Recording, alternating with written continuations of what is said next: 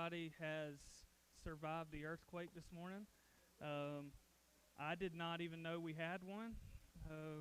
News to me. Tiffany texted me here at the church. It was like 8:11, and I was walking around the church. She's like, "We just had an earthquake." And I was like, "Oh, okay." Good to see you this morning. Thank you for coming. I'm going to open us up in a song. This is 10,000 Reasons. And then we'll get John to come up, do announcements, and the rest of the service will flow as normal. So just wait for the guys to get that up. Everybody have a good week.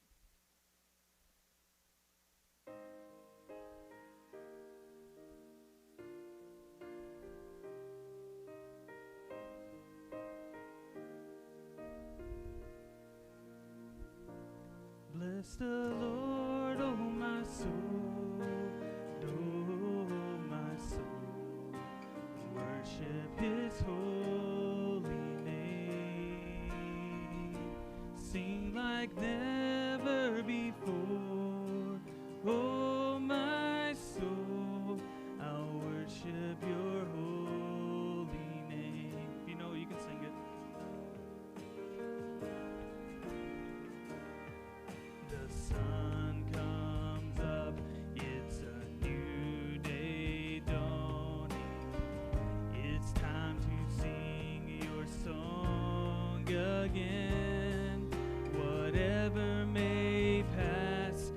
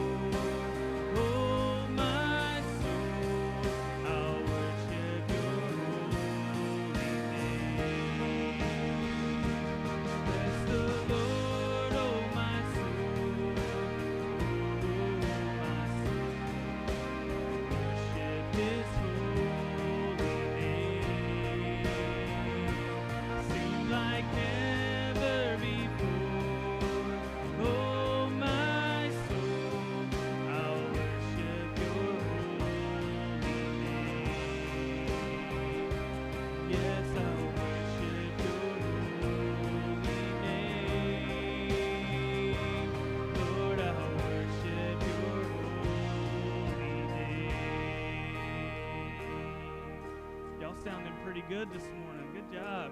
All right, John, come on, buddy.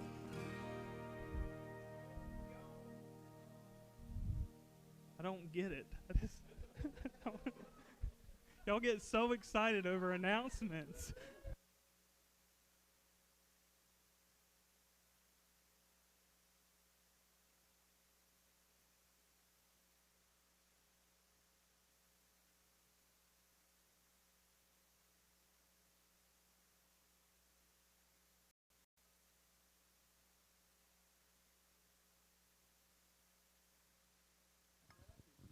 And help with that.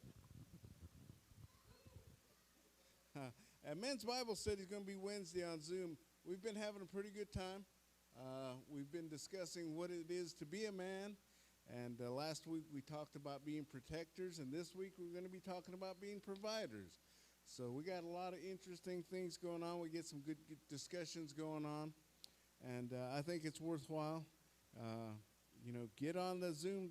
Thomas will put that information. If you can't get on there, get your wife to do it. I mean, and on Thursday, we'll be feeding Rowan High School. As long as the weather holds out, did you need people to help with that? We'll need volunteers for that. I know that I'll be dropping, that's Thursday, right? Yeah. What time? So we're starting to feed at 12, so we probably need to be out there, I would say 11:45, no later than 11:45, maybe even 11:30. I will send that information out tomorrow. As soon as I talk to North Rowan High School tomorrow, get the official head count, I'll send a message out, and we'll do that. So that'll be Thursday. Okay, so are we going to need anything? Because I know me and Brent are bringing So everything has been accounted for but the soft drinks. I think we need like 6 cases of soft drinks. So if you are interested in bringing some soft drinks, let me know. And that way we're not getting like 15 packs. I mean, it'd be great if we do. But we only need like 6. And then, okay. I think that's it though. I'll look at the sheet, but I think everything else is accounted for. Okay, great. Really that's exciting. We're helping our community out. Especially the teachers. They need it, and, we're trying to help out everybody as much as we can. Thursday will also be a Zoom Bible study that Thomas will be leading, and those are always interesting. We have a good time with that. Tonight, the Financial Freedom class starts. That's a good program. You can really learn a lot on how to manage your money, and you think, well, I'm all right, I don't need it, but you'd be surprised how much money you're squandering in places you don't need to. It's going to be 4 o'clock here at the church. Thomas is grilling steaks and baked potato. Oh, no, that was...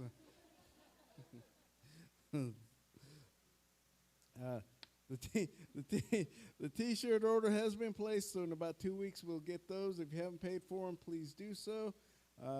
Sunday, August 16th, exciting news. We're going to have a baptism service here. That's going to be exciting.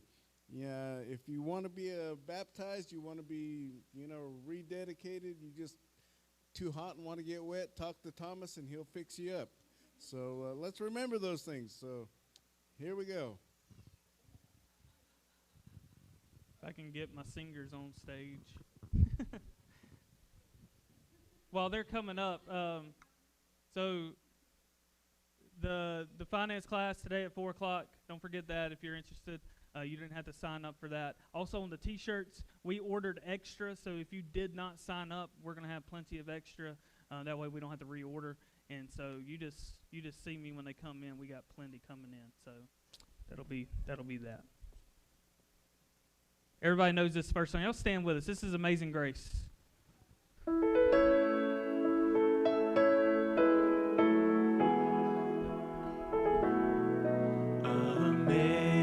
Amazing grace, how sweet the sound that saved a wretch like me. I once was lost, but now I'm found. Was blind, but now I see.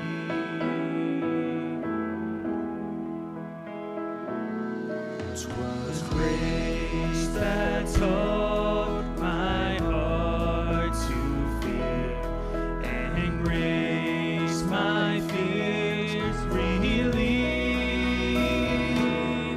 How precious did that grace appear, the hour I first believed.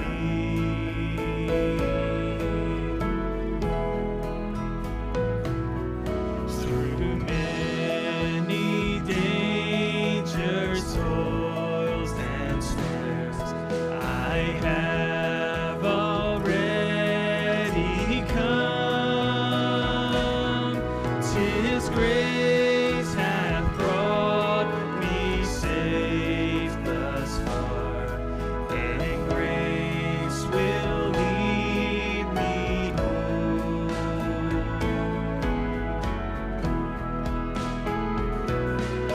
The Lord has promised good to me. It is where my hope secures. He will my shield and portion be, as long as life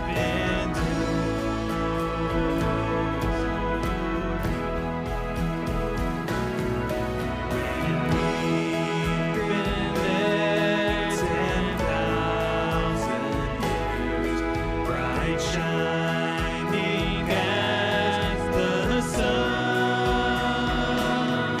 we've no less days to sing God's praise than when we first begun.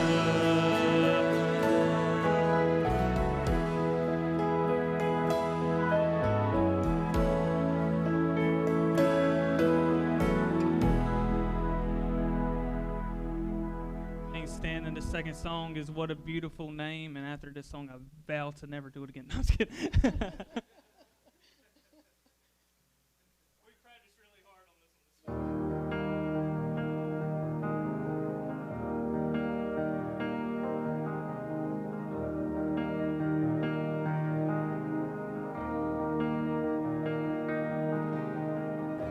You were the Word in the beginning, one with God the Lord Most High.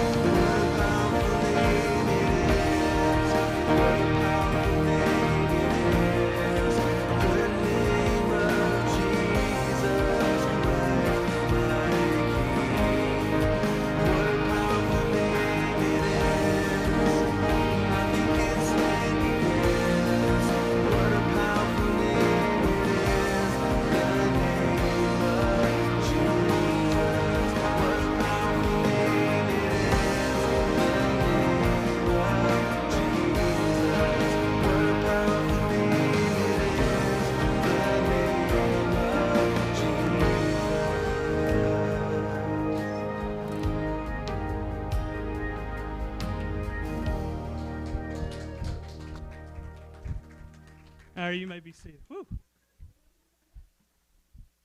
I don't know how much I stressed over that song this week. No, we appreciate our worship team. We practice every Tuesday night, so if somebody wants to come and join this thing, you please do. We welcome anybody and everybody, no matter the age. We'll take a 2-year-old on the stage if they want to sing glory to God. Praise the Lord for that. Amen. If you want to beat on this little cajon that I just played, you're more than welcome to. If you can keep a beat, you can play that. So we'd love to have you. We'd love to expand this worship team. Just to talk about North Rowan High School before I get into the message today, was it night before last or last night? We bought gift cards for the staff at North Rowan High School. Every single staff in the school is going to get a gift card in Cross Life Church's name. And we're so grateful for that. And it's because of you. It's because of your giving, your faithfulness during this time that we're able to do that. And so we are pouring some money into the North Rowan High School staff just to love on them Thursday, feeding them a barbecue lunch, all that good stuff. And so that's because of you. We couldn't do those kinds of ministries without you. So thank you so much for your faithfulness and your giving. Y'all are killing it right now. So please continue doing so. Don't stop. Because we want to continue doing it. But today we're going to be in part 2 of this series that I have titled The Pursuit. This is a series through the book of Ecclesiastes. So you can go ahead and turn there. The book of Ecclesiastes, chapter number 2. What we're trying to do each and every week is take a chapter of this book. And I know, like, instead of preaching 45 messages through Ecclesiastes, I'm trying to do it in about 10 to 12. But that's what we're going to be doing for the next several weeks. Ecclesiastes is in the Old Testament, so make sure you find your place there. And I want to catch everybody up just in case you weren't here last week. Ecclesiastes is one of the most confusing books of the Bible.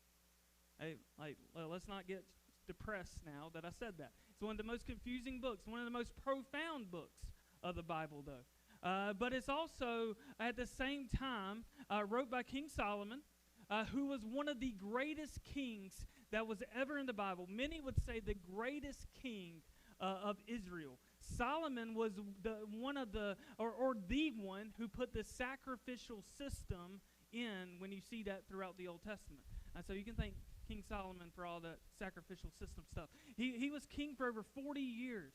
Okay, just imagine me being pastor of Cross Life Church for 40 years. That's how long Solomon was king over Israel. He gained a lot of knowledge. He gained a lot of wisdom. He loved people. He loved people a lot. And if you know anything about Solomon at all, he also loved women. He had a lot of wives. Not a good thing. We don't need 900 wives, right, men? We don't need that. The man had over 1,000 wives, as they say. This means, okay, if you think about it, he could eat a different meal with a different woman for 3 years. I thought I would do that math this week. That's not a good thing, though, right? That's not good. Okay. When we think about Solomon, though, when we think about Solomon, you would think that he would have wrote about success because he was a very successful man. But that's not what he wrote about.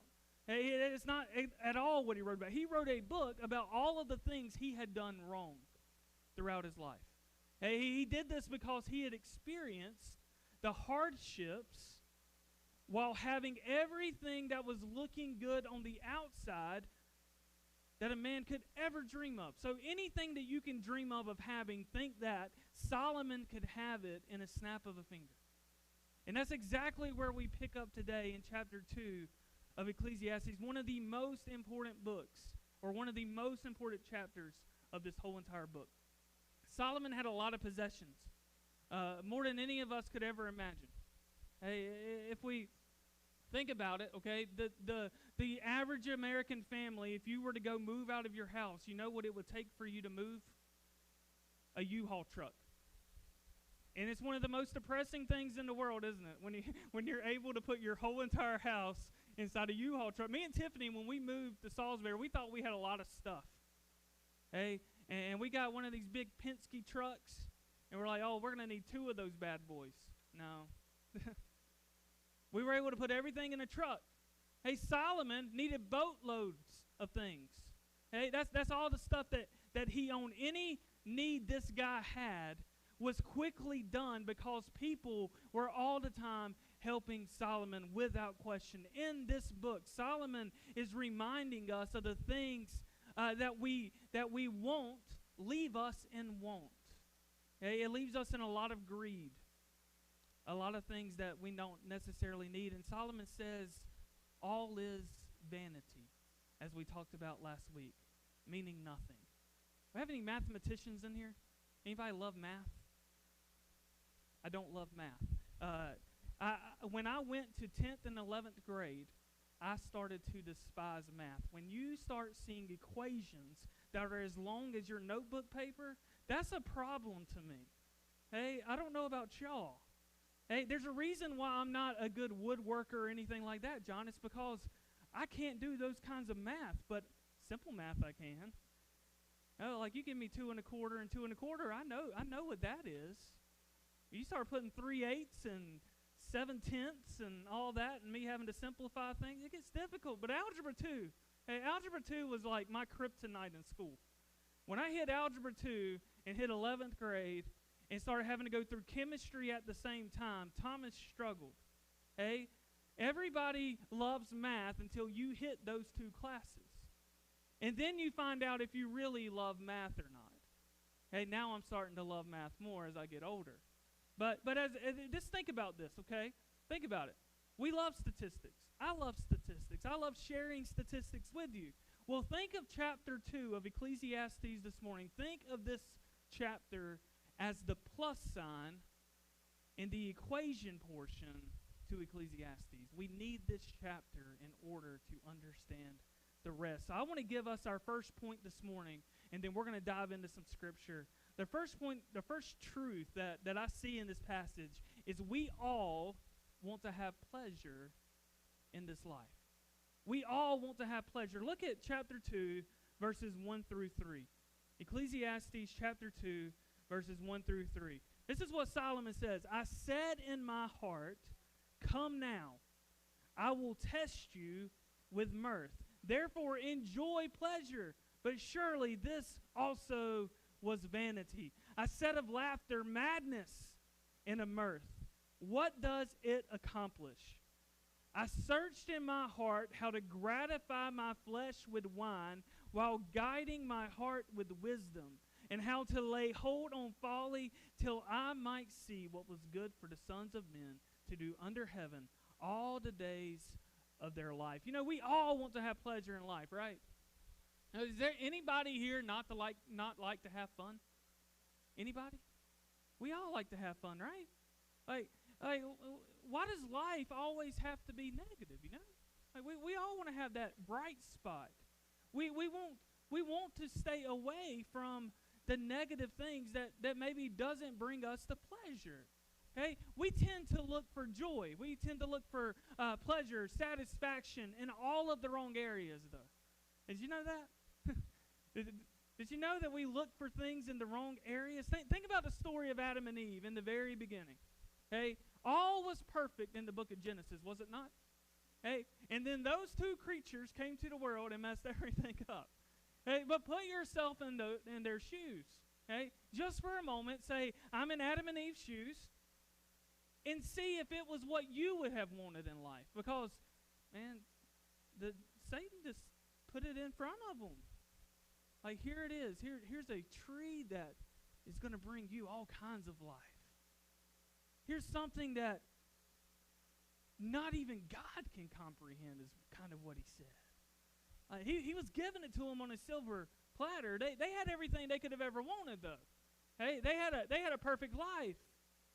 But when they were told not to eat from that tree, what did they have to do? It's like us, children. We have some kids in here. When mom says you can't have another cookie, what do we want? We want the cookie. When my wife tells me I can't have fruit snacks before dinner, I'm going to eat a fruit snack.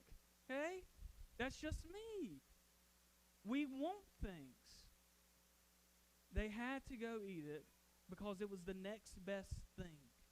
Think about our lives today. What do the American people go after? The next best thing.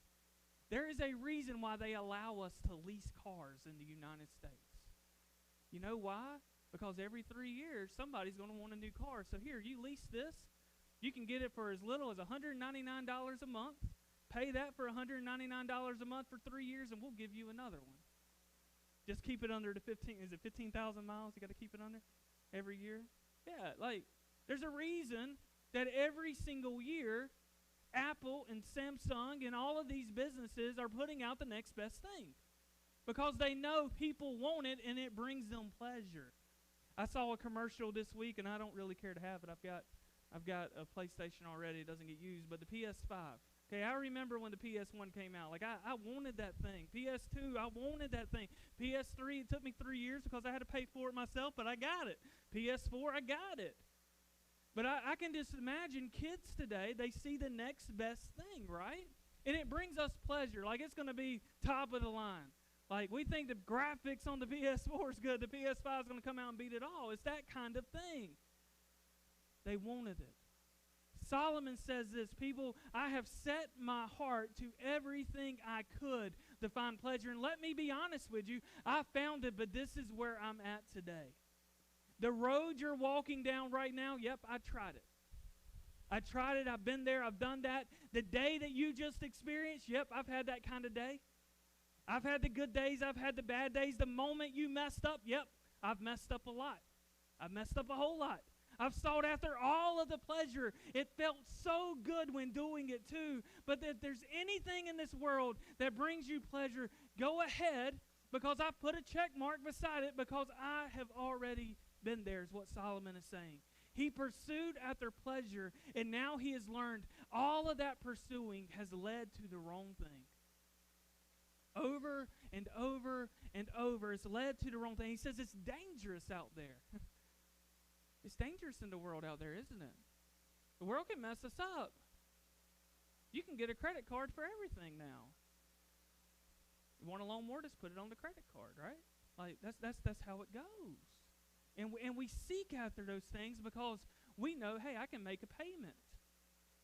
And I can do those things, and it's going to bring me pleasure. Hey, why do people run to the social media world? Because it brings them pleasure for that season. Now, let me tell you, 20 years from now, Facebook is not going to be the thing anymore.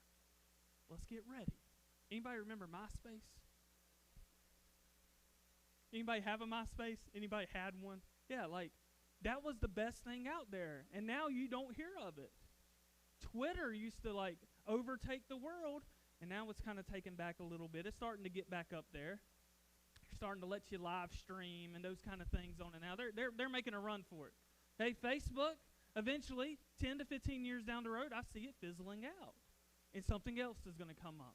And guess what? All the people are going to run to it because we want pleasure. Now, I don't know about you, but sometimes Facebook doesn't bring me much pleasure. I can get on there and get mad in a heartbeat. I have to stay off of Facebook.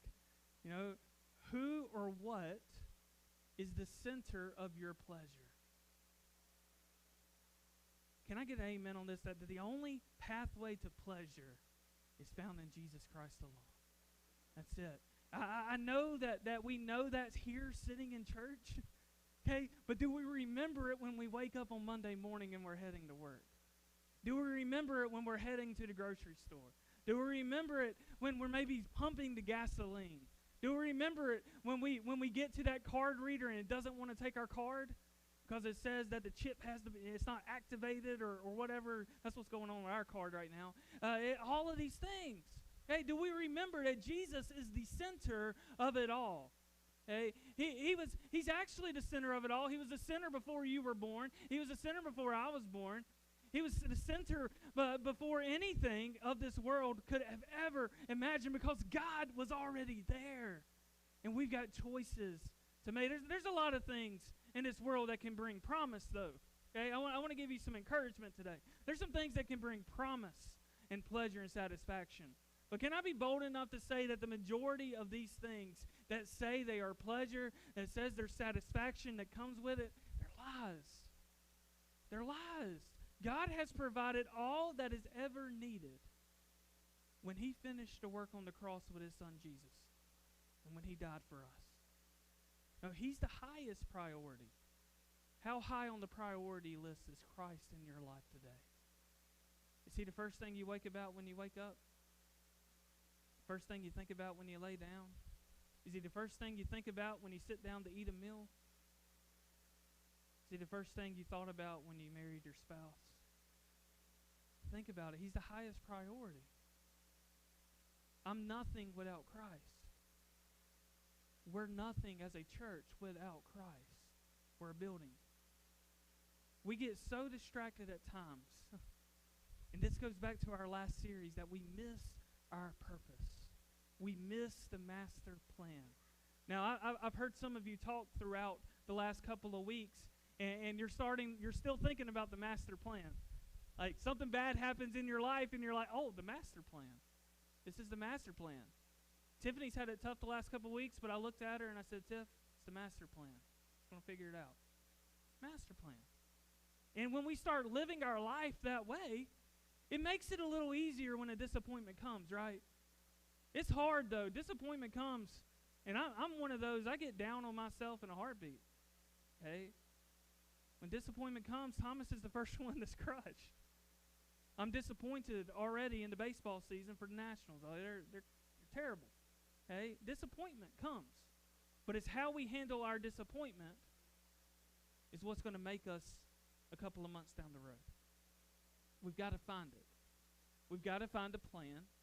And that leads us to the second point or second truth today. We all want to have possessions. Is there anybody not want to have things? I'm sure somebody might not. Verses 4 through 7. Verses 4 through 7. Ecclesiastes 2. Solomon continues on. He says, I made my works great.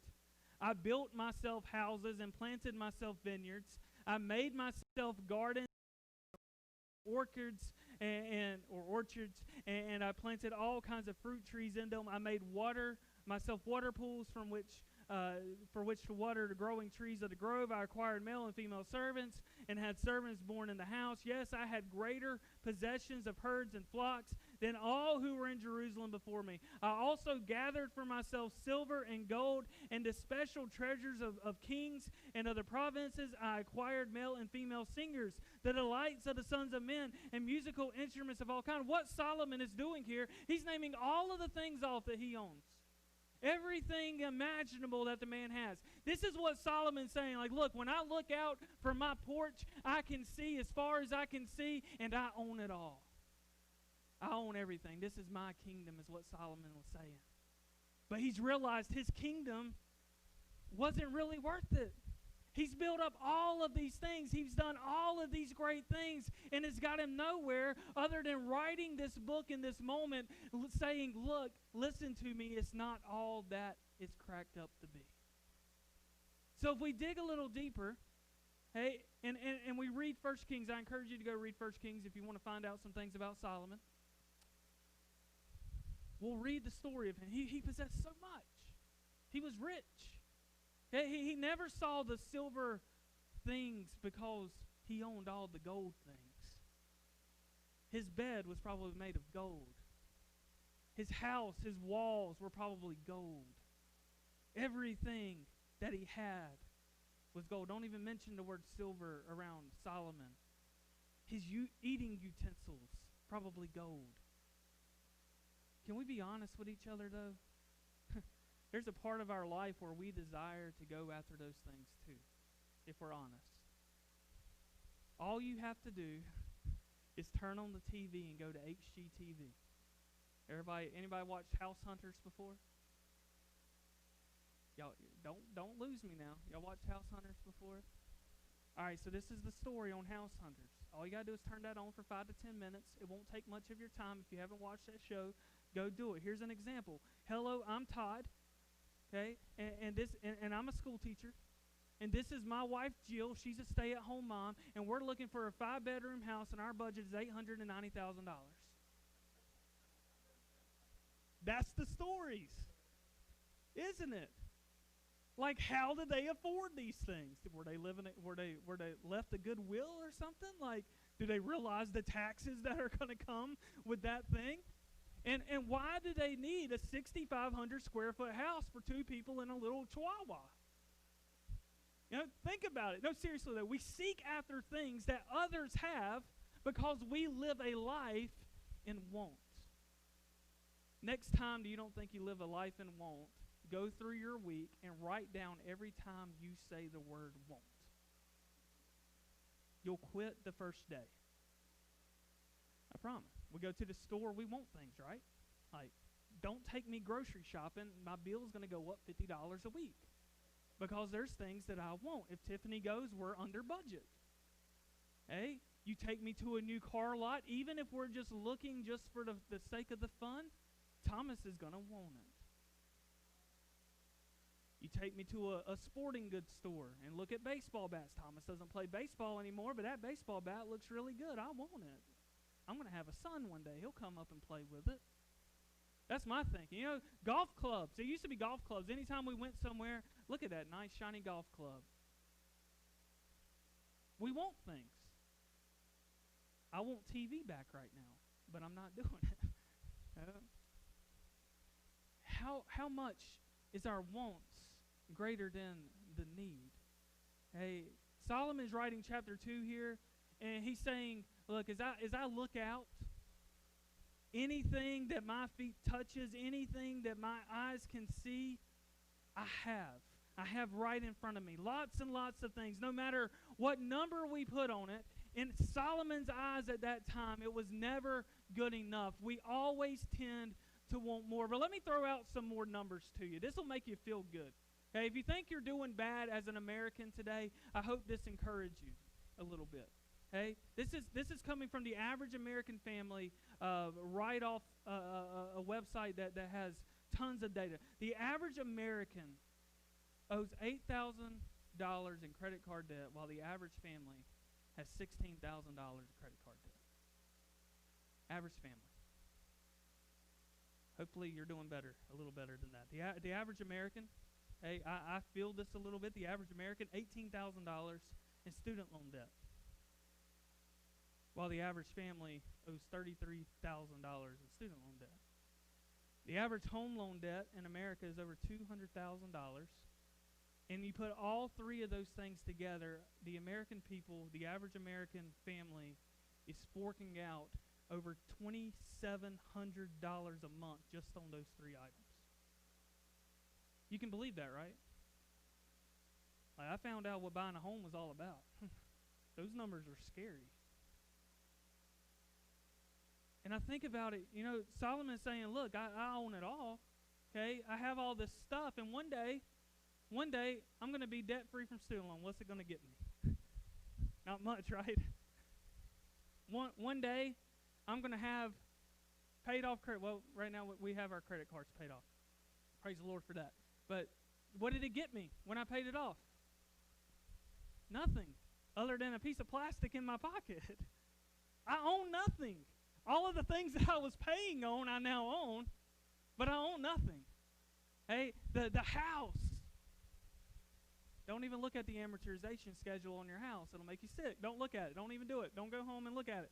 The issue is that we have money. The money that we have is invested in stuff, not heavenly things, right? Think about it. How much heaven have we invested in? The main issue is that the things that we own end up owning us and weighing us down so that we can't give freely as God has required us to do. That's the issue. That's the bottom line of that. Hey, and the problem is when everybody is in the same ballpark, a lot of things don't get done. Hey, that's why right now as Cross Life Church, we are focused on the mission of Cross Life. We're focused on giving it out because God wants us to. He says, don't build up big bank accounts. Don't big up big lands. You don't need all of this stuff.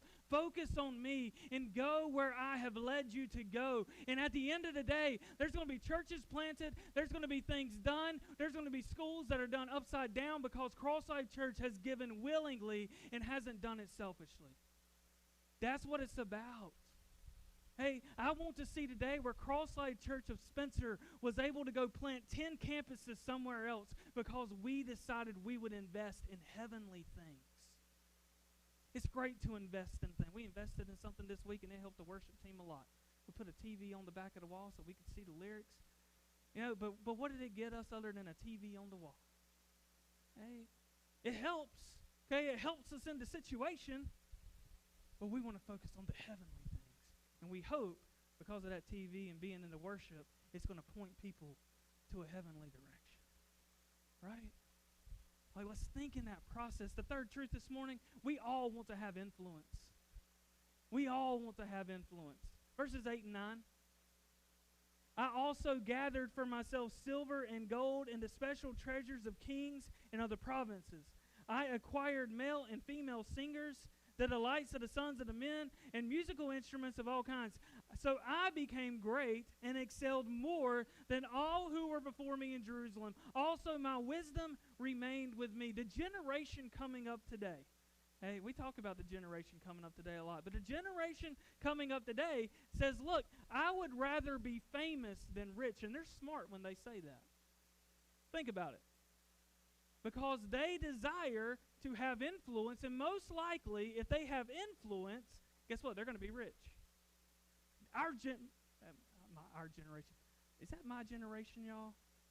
Am I under that? I don't associate with that. Anyway, no, like, my generation said that. Like, we're smart people. We would rather have influence than money because we know influence will drive money. It's smart.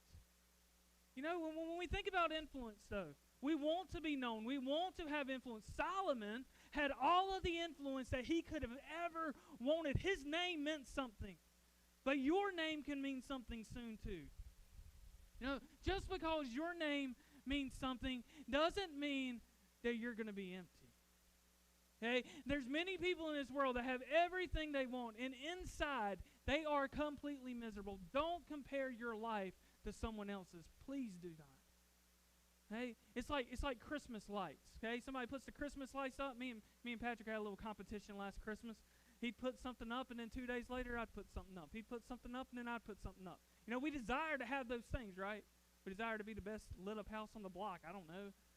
But we have the influence. And then when we influence others to put their Christmas lights up, the whole entire road started lighting up for Christmas. It's amazing. Oh, it's influence.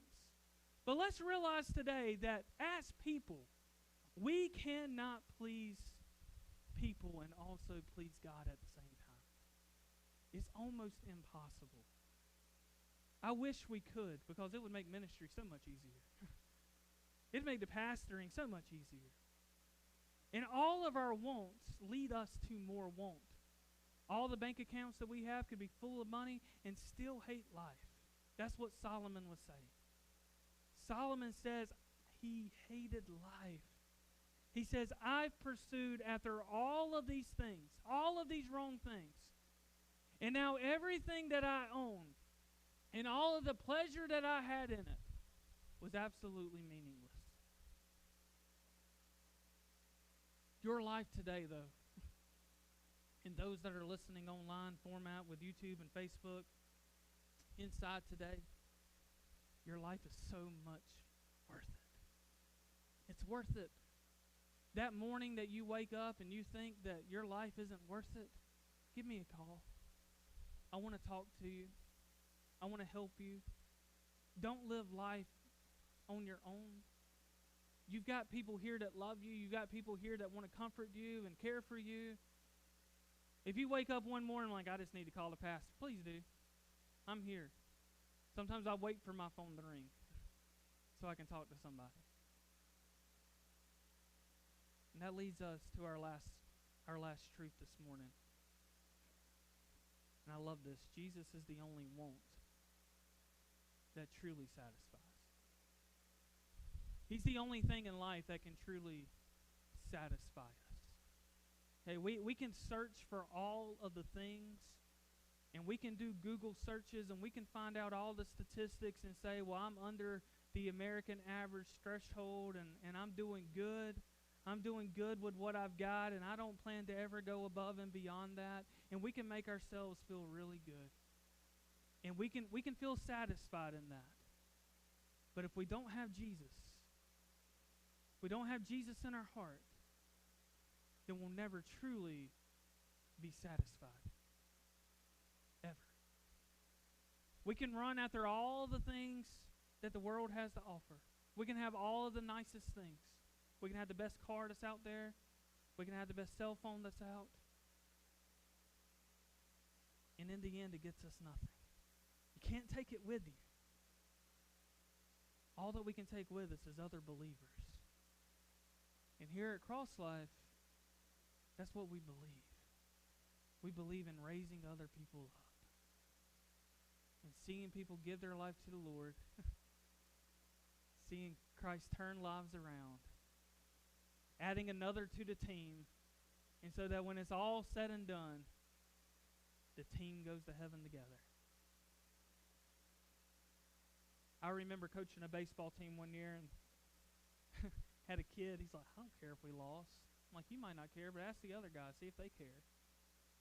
And I looked at him and I said, you know, there's one thing you're going to learn on this team is that we win as a team and we lose as a team. And until you learn to lose as a team, you're never going to win as a team. Kid's eyes got about that big. And the next game he showed up and he had a different heart. And you know what? We started seeing some heart out of those players. And that was a year after we won a championship. First year coaching and won a championship in middle school. That was awesome. Second year, the dynasty went away. We struggled that year, but we learned how to win. And even if we lost, we still won because we were champions on that field. Church, there's going to be days where you feel like you lost, but you're still a champion if Christ is in you. There's going to be days where you wake up and there's going to be nothing else that you can do and you feel like all hope is lost, but as long as Christ is in you, you haven't lost at all because one day you're going to have victory. The victory may not seem like it's coming now, hey, but it's going to come. We're going to celebrate victory next Sunday morning when we see a baptism. That's going to be victory. Another life, right? Another one to the team is what that symbolizes.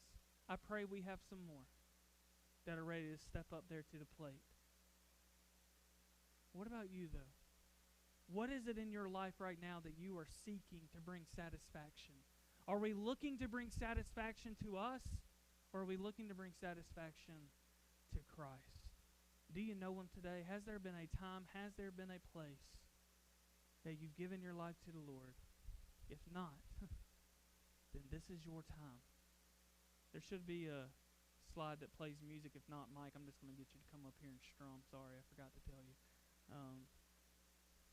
As we give our invitation today, I might have not did it. Yeah, it did. Good. Now, what are we pursuing? If you ask